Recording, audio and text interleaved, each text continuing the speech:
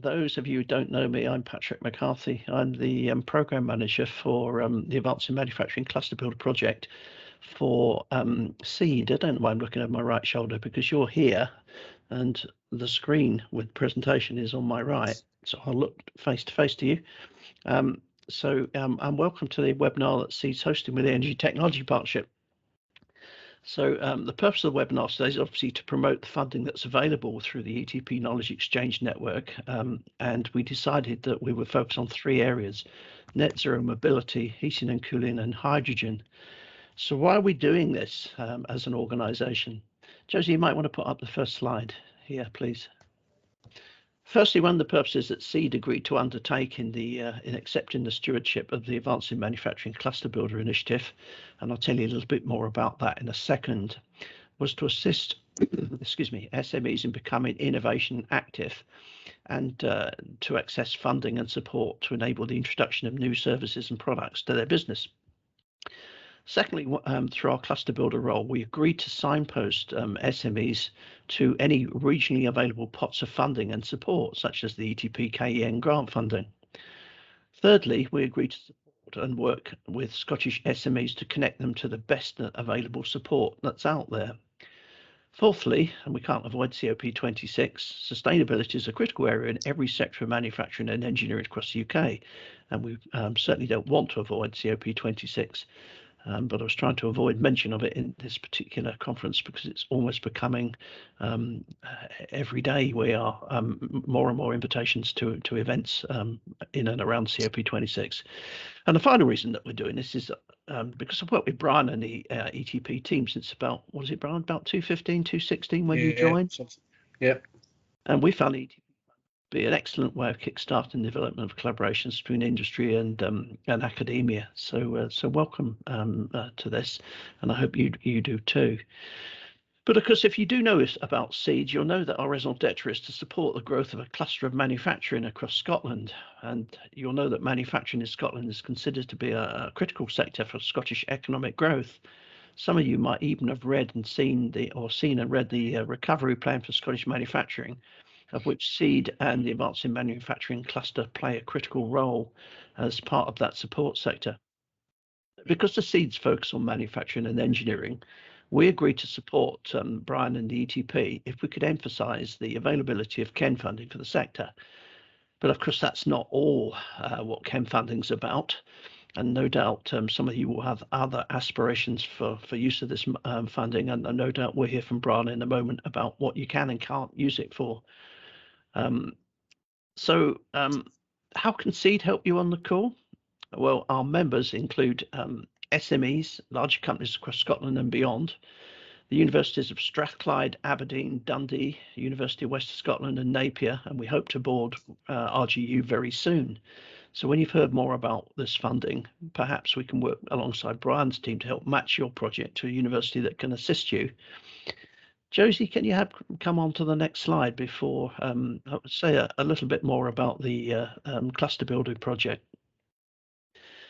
In the sense of how the cluster builder can help you, there are now 12 projects and NMIS which are part of the AMCB, and you can see what those projects are by if you can see this slide clearly. Each of the projects provides its services to Scottish SMEs at no cost, although you might want to check with NMIS about that because I think they're applying costs to some SMEs for some activities. If you engage with the cluster building, you get access to and support in the application of contemporary manufacturing techniques, visualization techniques, and technology development in areas as diverse as energy, which is obviously going to be of interest to this group. One of those projects, as you can see, is the Eden Campus Energy Demonstrator. If you want to know more about that, you can sign up for their industry club meeting, which I think starts at 1 o'clock today. You can get that link from the SEED website or through LinkedIn profile, mine in particular. And other areas include aerospace and medical manufacturing. So if you're interested in finding out what the AMCF can do for you, whether or not some of the services, advice and expertise that's offered through them can help you as a business, put your email in the chat box and we'll be in touch with you. I haven't done any housekeeping today. Obviously, there's no fire alarm here because this is a virtual thing, but do try and use the chat box to share your ideas and thoughts, reach out for collaboration, ask us questions as you go through the presentation. If you want to ask Brian a question, we'll put them in the chat box and I'll try and manage them and address them to Brian once he's finished the presentation. Some of you have got your cameras on. I don't think it's actually interfering with the presentation today, but please do keep your microphone off when you're not speaking, so that we don't get interference off air, so as to speak. So that's about all from me and SEED. You can see, as I say, what SEED is, a membership organisation of SMEs and universities that are out there to support businesses in the manufacturing and engineering sector. And I'm going to give you, pass you over to Brian now, because it's him that you really come here to listen to. Thanks for coming. Thank you, Patrick. Hello, everybody. My name's Brian Cross. I'm the project manager for the Energy Technology Partnership. Today's all about telling you that we've got funding. We want you guys, if you're eligible, to be able to apply for that, and we're going to tell you how to do it. As simple as that. I've deliberately kept the information on the slides to a minimum because I don't want to be bombarding you with background information that you really don't need to know. I just want to get to the crux of the matter. This is the funding, this is how you apply for it, and if your company's eligible, how can we make that happen? But I do have to explain, obviously, a bit about what ETP is. So if you could click on the next bit, Josie. Our Sunday title is ETP are a Scottish research pool organisation, which may not mean much to you, but it kind of, and it's a research pool organisation for the entire Scottish HE energy sector.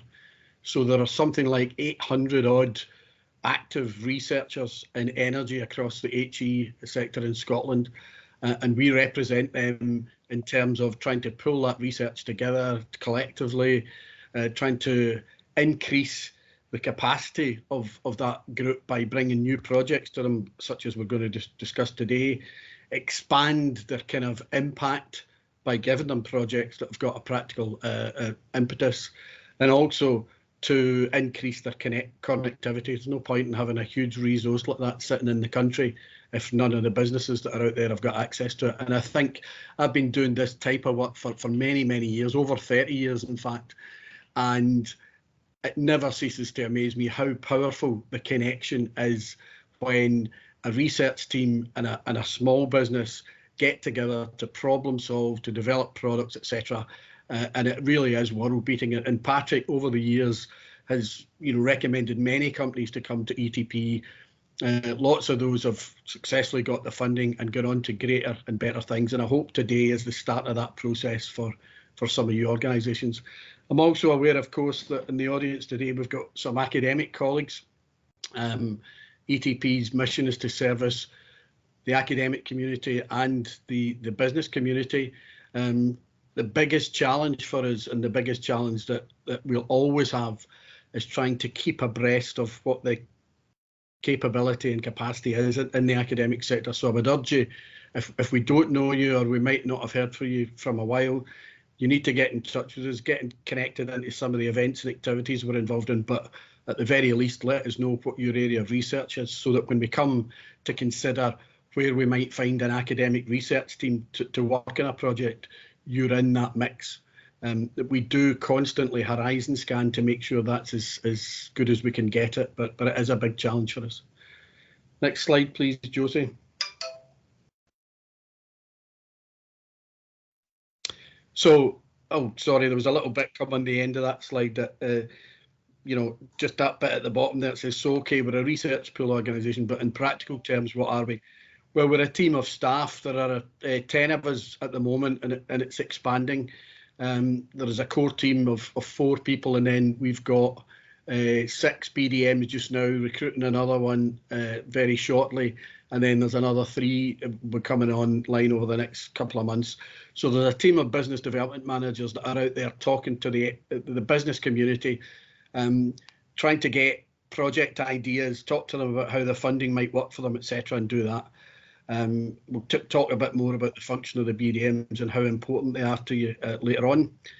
So ETP's got 2 prime programmes that we run. One of them is a funded PhD programme. Now, we're not here to talk about that today, but I will just tell you that A, We'll make sure that everybody that's on the call today gets notification when the call comes out next month. It will be coming out next month for those funded PhDs. The funded PhDs are when ETP puts 30k of funding on the table, to be matched by 30k of funding from an industry partner, to be matched by 30k of funding from a university partner. And then that PhD programme runs over 3 years. So it's effectively an opportunity for an organisation to get a young scientist engaged in specific research relating to their business, and over that 3-year period build the relationship both with that individual and his research supervisors. And it's a hugely successful area for us. So as I say, that'll be launching next month, and we'll make sure you get notification. But what we are here to talk about today is our Knowledge Exchange Network programme, and we affectionately call it the KEN programme. And you hear us using a lot of terms in this, unfortunately, but KEN is what we call the programme, and we also sometimes just call the funding the KEN funding as well. And in case you don't know, knowledge exchange is the term that's used when there's a project between a company and a university where there is knowledge coming from both sides to create the end result. I've been in this business long enough to remember when we used to talk about knowledge transfer, and it always seemed to me to be a wee bit kind of condescending that the knowledge was all getting transferred from the university sector to businesses. And having worked in many of these projects over the years, the real benefit comes when there's knowledge exchange going on. And I was on a call just last Friday, sitting watching the process in front of my very eyes, where the company had lots of deep practical knowledge of what this device was supposed to be doing, and the research team were doing very high level computer modelling, etc. And to see those two things coming together, with the practical guys saying, no, you have to take this into consideration and do this, and the researchers were saying, right, okay, look, we can adjust that, etc. So that process is it's a perfect example of what knowledge exchange is. So if we can have the next slide now, Josie, thanks. So ETP is also at its highest level an alliance of 14 Scottish universities. The University of Stirling have just joined us as university number 14. The reason we don't cover all the Scottish universities is when we were created initially, one or two of the universities, including Stirling at that time, felt that there wasn't enough in terms of energy, certainly not technology, energy technology research going on to justify being a member. But I'm pleased to say that Stirling have joined us just recently, and we had a very positive discussion with them recently about our forthcoming work in the energy related to water space. And we will be making announcements with that over the next few months. There's going to be a lot of activity there, and I think our relationship will grow, and there'll be plenty of opportunity for companies there over the next few months. Next slide, please, Josie. So the KEN, the Knowledge Exchange Network, it's a programme of knowledge exchange between ETP partner universities and Scottish SMEs. Now, I know there are some companies that are on the call here that are not SMEs. Simply want to say this: the focus of the KEN programme, because the funding comes from Europe, is specifically for small to medium-sized enterprises. However, the zero emissions mobility programme that we run, the hydrogen programme that we'll be running, and the water stuff are most likely to include companies of all sizes. So there is something for everyone, but the focus of today is to talk about KEN.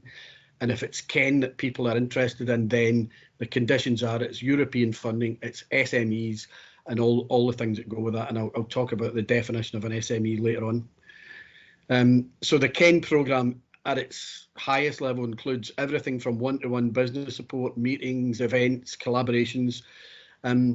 We're here today to talk about how you can apply for our funding, and that's a great starting block for us. If we can get you funding, get you started in a relationship with a university, that's marvellous. But we've found over the years that if you're going to be a fully connected part of the energy community in Scotland, and that's in its widest sense, then you need to have an engagement that goes beyond just trying to get people a bit of money and then saying thanks very much, see you later. And it's certainly been part of my modus operandi in all my working career to try and keep things connected. And our BDM team are always trying to connect the companies we're working with into maybe some follow-on funding or some other connection or collaborations that should be involved in, and trying to make sure everything's connected. again, for academics that are involved with us, we're always trying to get academic teams involved in webinars and programs and seminars and things that just bring them close to the business community to try and strike up the opportunities for possible project work. It is a catalyst for accelerating academic industry KE. We're normally one of the first types of intervention between companies and universities. Our sister organisation Interface offer the Innovation Voucher Scheme, and sometimes if it's the very first time that a company's come to us to say, look, we've never worked with a university before, we might recommend that they go to Interface first to kick things off and then come to us. And that process of trying to make sure that you're going to the right place at the right time has formed part of this overall kind of part of connectiveness, and we try to make sure that we're aware of all the possible other funding outlets that are out there and make sure that you're in the right place at the right time. And today, hopefully, that right place and right time is right here, right now, talking about our KEN programme. Next slide, please, Josie. This is the word from our sponsors that I have to publish. The salient part of it is, we have got funding from Scottish Government, Scottish Enterprise, Highlands and Islands Enterprise, but it's funded through the 2014-2020 European Structural and Investment Fund. So therefore, because of the funding comes from that route, there are rules and regulations that we have to follow. Unfortunately, in the case of European funding, it's not a case of rules are there to be broken, it's a case of rules are there to be spoken. And we have to follow those to the letter of the law. So that means that there are certain types of project we can't fund, there are certain sizes of organisation we can't fund, etc. through the KEN. Next slide, please, Josie.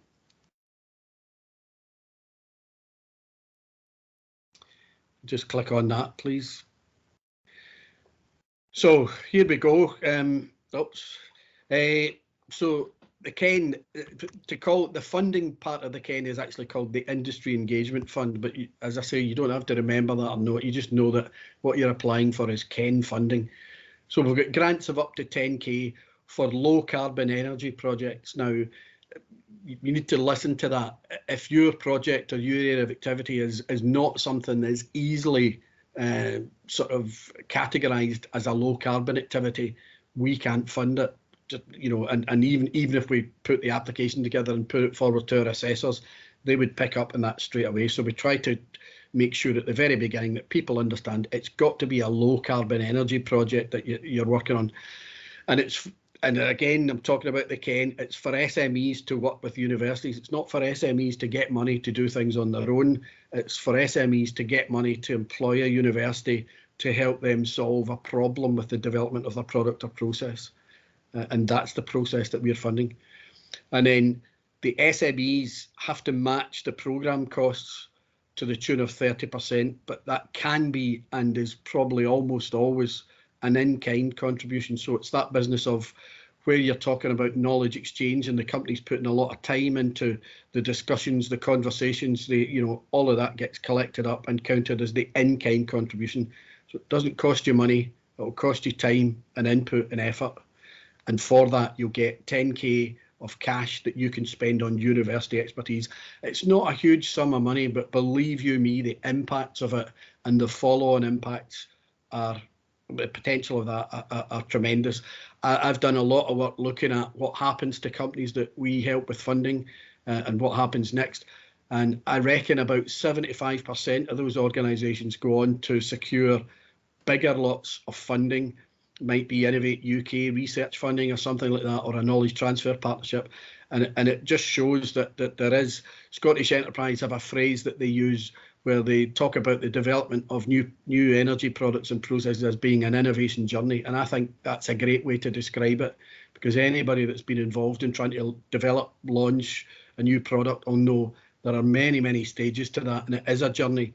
So we hope that ETP is one of those early stage kind of catalytic type interventions that gets you kick-started both in the funding trail, kick-started in connecting up with a university partner, and kick-started in, dare I say it, the kind of credibility sort of end of things, where you transform from being a company with a good idea to being a company with a good idea that's been examined by a university of some repute who says, yeah, this thing's got legs.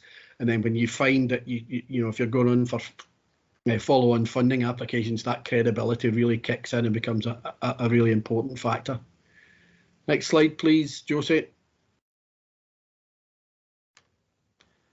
So when BDMs talk to companies and when I instruct them, you know, and what things we're looking for and all this, but you hear me saying it again, it must be a low carbon energy project. Now, people are tempted to throw things at us that are oil and gas things generally are not fundable by us unless there's a conversion from the fossil fuel to some new renewable kind of thing. That would be okay, but it must be a low carbon project.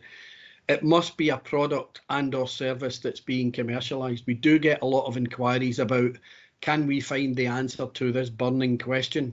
And that might be a noble pursuit, but it's not something that's fundable by us. You know, one of our key match funders, the two key match funders for us are Scottish Enterprise and Highlands and Islands Enterprise, and their raison d'etre is to stimulate and develop business growth. So answering a question about the behaviour of hydrogen, for example, and we've been asked a few times about that, is not something that they can fund. Developing a device that will then maybe use hydrogen, store hydrogen, you know, create hydrogen, that's a product or process that can be commercialised. And then the simplest way to think about it today is if you're a registered Scottish SME, or if you're an SME that's related to a bigger UK organisation, but you have autonomy in Scotland, then we will be able to fund your activity. Now, just as we're talking about SMEs, I should have put it on a slide. I'm sure most of you have seen this before, but I'll just tell you what the figures are. And then when we circulate out the slides, I'll maybe add one in that's got these figures in it. But we work to the current EU definition of what an SME is.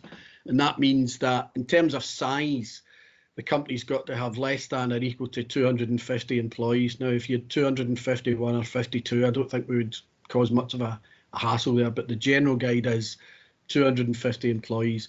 Your annual turnover has to be less than or equal to 50 million euros, and your annual balance sheet total has to be less than or equal to 43 million euros. Now, those are, as I said before, those are just figures that have been put down in the sand by the EU Commission to say, right across the whole of Europe, we need some way of measuring what is and is not an SME. And as well as those size figures, they've also got some conditions that relate to the resources of the organisation. And that generally means that if the organisation is part of a partnership or a sort of however its ownership is made up or what linkages it's got, we need to determine whether those are connected linkages, i.e. are you part of this big organisation? And if you are, then those figures I've just mentioned before apply to the whole organisation, not just the little Scottish outpost that you claim to be running. Generally speaking, we don't have much of an issue with that. Companies come to us and say, yes, we are an SME. We can find out fairly quickly that they are. If ever we are in a situation where either the company doesn't know for sure or we don't know for sure, there's something called the EU SME self questionnaire. I can't remember what the exact title is, and it's simply a form and a process that you go through to tell them about your organisation, its structure, its turnover, etc., and they'll give you an answer. And if you've gone through that process and it comes out that yes, they consider you're an SME, we're happy. But generally speaking, you know, you're talking about companies that meet the conditions I've just described. Next slide, please, Josie. So the crux of the matter now, the single thing I want you to take away from this discussion today is we have got funding for projects right now. We're at a stage in our current funding cycle where this is probably going to be one of the last calls that we'll make for new projects, because all of our projects in this current funding phase have to be finished by the end of April next year. So there's a tight kind of window to try and get the project up, running, delivered and finished, but it can be done. So applying for the funding, which is, you know, what we're trying to help you with, you need to contact the relevant ETP BDM, and there also is an expression of interest form, which I think was circulated. There was a link to that circulated out in the documentation. And on that expression of interest form, all we want to find out is who you are, what your business is, what your idea is, so that we can start to look to see, is it a low carbon project? Is it a Scottish SME? Is it something that we can fund? Because we don't want to be wasting your time, trying to get into the process of filling in forms and all the rest of it, if from the very outset it's plain that the project's out of scope for us. So the next thing we also need to do is link you up with a KE partner university. Now, a lot of the companies that come to us have got previous experience of working with universities. They may even have an individual academic that they say we'd like to work with Dr. X or Professor X or whatever. That's perfectly acceptable. But in those occasions where they say, no, we don't really know, we're not really sure, what we're then doing is we're using the expression of interest and the subsequent following on calls to try and identify which specific piece of the research, the energy research expertise that you need, and then matching that to the universities and the partner organisations that we know. We can do a kind of beauty test type thing and put the request out to a number of universities and see who responds. But in most cases, we'll know the 3 or 4 key contenders for that, and we can make approaches on your behalf and set up those bits of dialogue. We try to do that fairly quickly and easily, just letting people talk to each other. And normally it becomes fairly apparent that there's a good connection between the company and a particular research group, and then we can get then on to the business of completing the application form. Now, we do have an application form, and when you first get the form, it looks, it's quite a few pages in it and all the rest of it. But really, when you get down to it, all we're asking you to do is tell us what this project is, what you're going to be doing, what the university is going to be doing for you, and what their activities are, how they're going to be costed in, and where the money is going to be spent. And the good thing about our funding scheme is we will help you fill in the forms. So we're not asking you to go away blind, fill in the forms, submit them to us, and then we say, oh yes, you've been funded, or no, you're not. We'll help you in the process. So the individual business development manager will be your first point of call. They're happy to take any kind of questions from you, just on general parts of how you go about answering questions. When you get to a draft stage, that information comes to me as the project manager, and I'll then sort of have a look at it, because I'll look at all the project application. I'll come back with recommendations and say, look, I don't think you've answered this bit to the best of your ability, maybe, or given us exactly what we're after. And we just refine it. Now, it's not a process that takes forever. We know what we're looking for. We know what kind of information we're trying to elicit from you. We will help you to get there as quickly as we can. And then with respect to the university and costings and all the rest of it, we've produced spreadsheets that make that process fairly straightforward. And again, we will help the university, guide the university to be able to do that properly, so that that process doesn't take forever. We're trying to make it straightforward. We're trying to support companies that we think should be supported, and we don't want them to get put off by the fact that there's a form to fill in and there's a few hoops to jump through.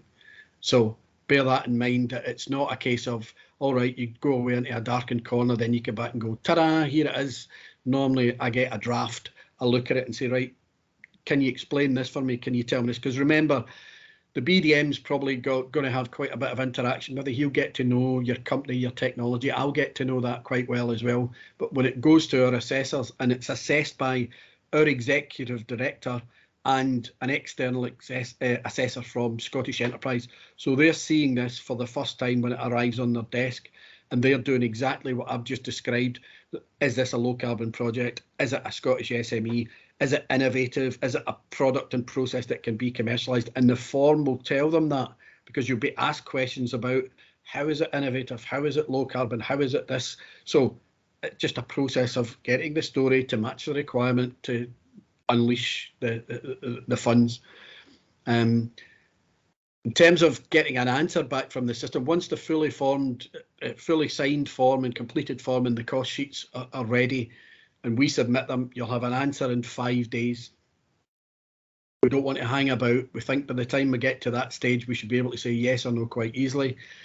It has been known on occasion for a request to come back for just a bit of additional clarification. Normally, I have to say round about things like how you're going to exploit this thing. Now, it's a wee bit sort of difficult to get round this. You know, if you're talking about a device that's a fairly early stage of development, and then you're asking, as Scottish Enterprise do ask us, and the EU are asking us, for you to predict what your business is going to be and how much you're going to be able to sell and all the rest of it. The bit that sometimes causes difficulty is just being able to describe the process from when the project finishes till you get to the market. So again, we'll be coming back to you and say, look, you need to be able to show us that you've got some solid thoughts on that. You've got, and even better, if you've got some companies that are waiting in the wings for the product. Many organisations that approach us say, look, we've got all these clients that are sitting saying, can you develop, you know, we've looked at all your other products, but can you develop one that does this? That's a great thing for our applications because it means you've got a ready and waiting market. Next slide, please, Josie. No, I've answered my questions there without explaining. So that was basically it. That's my contact details. We're going to go into a Q&A session here, but as I say, simple message, we've got money, we've got it now, and if your project and your company fit the bill, let's try and get an application going and see how quickly we can do that. Thanks very much, Brian. I'm sure there will be some questions. There's already a couple in the chat box from a couple of the audience, which I'll kick off and ask them and bring the speaker in at the same time for elaboration. And I'm going to go in reverse order, although a lot of the chat box, Natasha's is the opportunity to talk about Lesson. I'd certainly encourage people to consider Lesson and join. It seems to be a growing opportunity to network and learn from others in the sector that might be trying to do the same things that you are. So thanks for doing that, Natasha. So John McLaren, unfortunately, what are we using? Teams doesn't tell us where you're from, but you've said your company is currently producing high-spec valves for the oil sector. You want to develop and test them safely and products for the capture, storage and transport of hydrogen. So you're looking for support to achieve the testing. Brian, is that in spec as a project?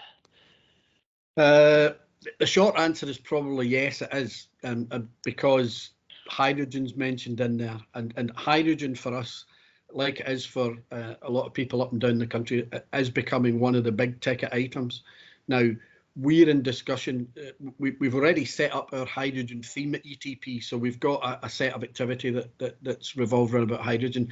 But as yet, we've just to get the final okay from Scottish Government, because it's coming directly from Scottish Government, about the funding that's available and when we can start them. So it's currently sitting slightly outside the Ken. Remember, the Ken funding's from Europe and it sits over here. The hydrogen funding is going to come straight from Scottish Government. So yes, it will be in, and yes, it should be something more fundable once we get down to the actual nuts and bolts of what the project is. So be happy to talk to you about that and try and make sure that you know, we get something that looks the part. Yeah, I mean, just to put a wee bit more texture on it, we at small instrument valves that we do, we think they're perfect for the hydrogen sector, whatever that industry ends up looking like. Yeah, you know, it's hard to fully visualize that at the moment, but yeah, at this moment we're testing our valves using, you know, water and gas, you know, and we can do that safely. But obviously hydrogen you know, creates a different dynamic for that.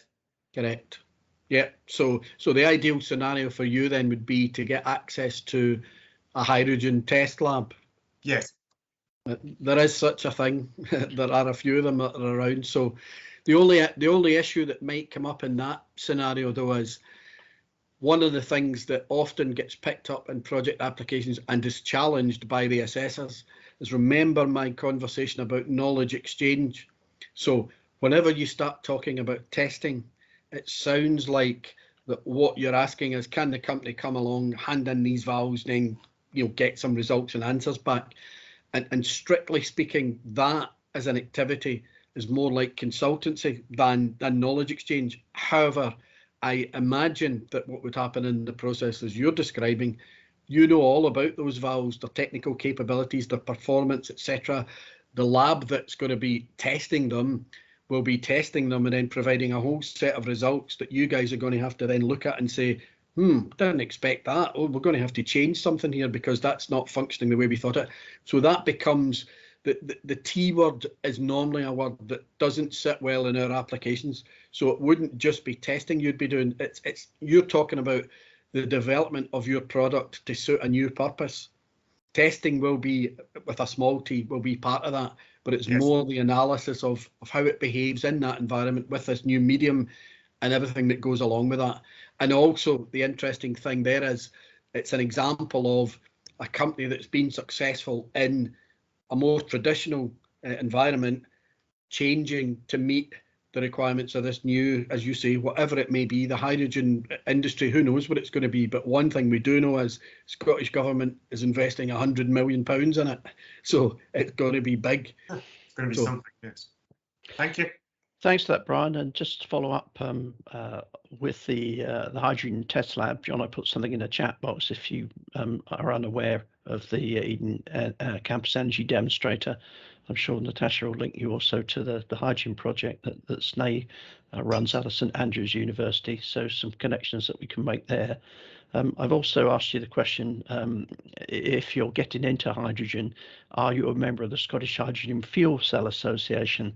And I'm sure that they and Nigel Holmes, the chief exec, will be keen to make some links with you there. We've done a few events with Shefka on hydrogen, and I know that this is an area that people are particularly interested in particular in relation to teaching stuck eggs here, hydrogen refuelers, for example.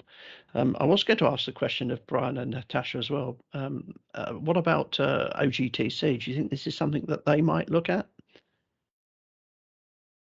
Any thoughts on that one? Well, the short answer to these things is that, what we do is when we get an inquiry in, we're first of all looking to see if we can fund something and get it going. But the next thing we're looking at is where else is there likely to be support that can come onto the table. Now, you mentioned the project up at St Andrews with SNAE, the hydrogen accelerator, and other connected things. The Shefka thing's a good connection as well. So we would always be saying, right, sitting right in front of us is a request here that says, can this be funded by us up to a certain point? And if the answer to that's yes, let's crack on, get the application done and get that done. But separately from that, we're also then starting the dialogue with the Shefkas, with the hydrogen accelerators, and with everybody else around about. OGTC, possibly. In fact, there is a bit of discussion about much closer collaboration between OGTC and ETP, again, probably in the form of maybe having some, not so much joint funded, but a number of our business development managers are co-funded by another organisation, and there may be something in the offing that there'll be some kind of relationship like that, because there should be. There will be things that are very specifically in their remit and things that sometimes fall into ours, and some that are in the middle. So we would want to make sure that if there's a possible connection there, we can try that and see if it's viable. Okay, thanks for that. Moving on to Daniel. Nice to see you again, Daniel. Daniel did a presentation for us when we were looking at the feasibility of technology-based businesses using crowdfunding, which seemed highly implausible a few years ago, but it's actually worked out very well for a number of tech businesses in Scotland. Yep. And Daniel came on to that call. I think you've raised 5 million, Daniel, or 3? I can't recall now, through venture capital. So Daniel has. It was 5. It wasn't crowdfunding though for us. It was no. A company investment. Yeah. So Daniel's told us a little bit about it.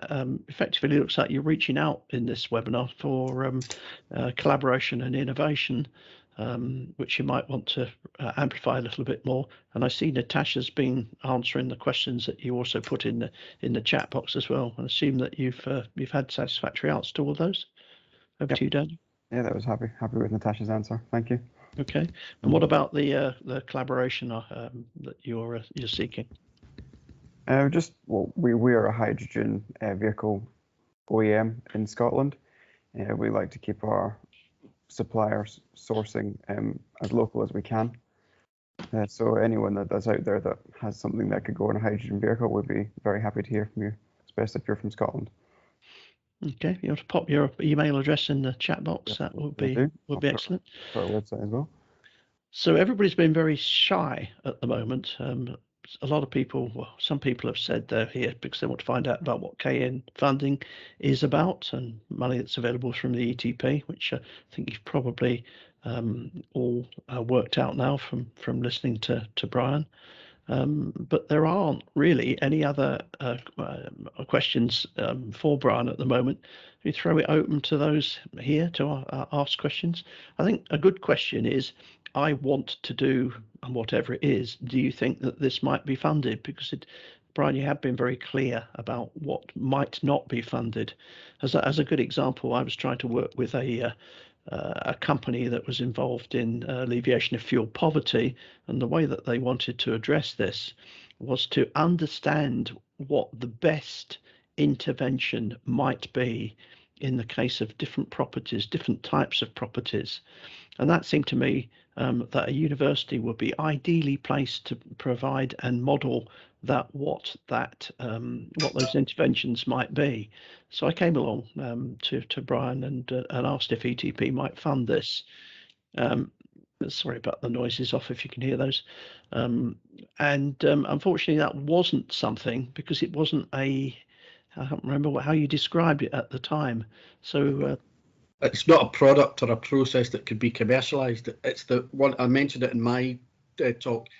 Yeah, they need the answer to that, and it would be very useful for the sector, perhaps. But our funding, our KEN funding, has got those very specific rules that say, but is it something that a company is then going to go on and commercialise and generate revenue and jobs from? So that was the main issue with that particular one. Okay, thank you. Any other questions? Any clarity needed from those here? What's the common area? Is there a common area? Are most people here to find out about KEN funding for net zero mobility, or for hydrogen, or for heating and cooling? All areas I think that you're keen to receive applications for. So Michael Grimble's coming here. Forgive me, Michael, you came in a bit late. I hope you've got everything you wanted out of the meeting.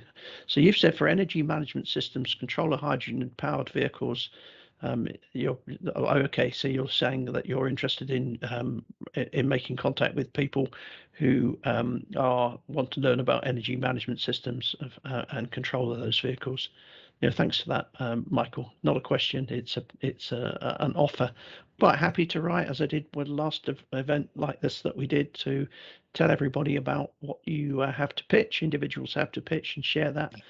I put something in the chat box as well, saying that we are recording this event, and if you're all happy, I'm happy to share the information with you. So thank you. Thank you. You want to say something about this, Michael? We've got a bit of time if we're not using. All I'd say briefly is that for the last 20 years, we've worked with General Motors and Ford and Chrysler on engine controls, but in the last 3 or 4 years, we've worked with NXP, that's a producer of microchips for automotive in Glasgow and in Texas, and on energy management systems for hybrid or electric vehicles.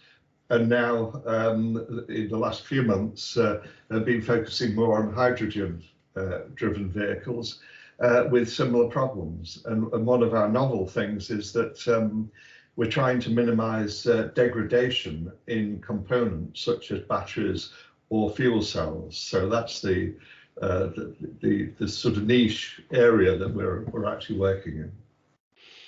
Thanks, Michael. Might be one to have a chat with Daniel about. Daniel, yes, contact me. Yes. Yeah. Okay. I can see that below. So Mohammed is saying, "Hi Daniel, I've sent you an email regarding EV development with hydrogen. So good if that something comes out of that. Any more for the Skylark, as they say, or used to 100 years ago?" Well, if you're all comfortable with the presentation and what you know about the funding, I assume you know all about to bombard the ETP team with your applications. I'm sure Brian will keep us up to speed with what's happening. Yep. You know about Seed at the moment. If you're looking for support, the thing that Seed is fated for is its peer-to-peer connections. We are a membership organisation, largely of SMEs and larger businesses. We've got larger organisations such as Volvo and Babcock, and very small organisations down to single one or two people just starting up and spinning out. But the commonality in all the across the membership is that people are there and willing to share ideas and thoughts. The concept is you don't have to look very far if you're looking for somebody who may have done what it is that you're looking to do. So just ask. So thanks for that, and thank you everyone for calling. We'll share the presentations with you directly if ETP is happy with that, and perhaps see you at another event.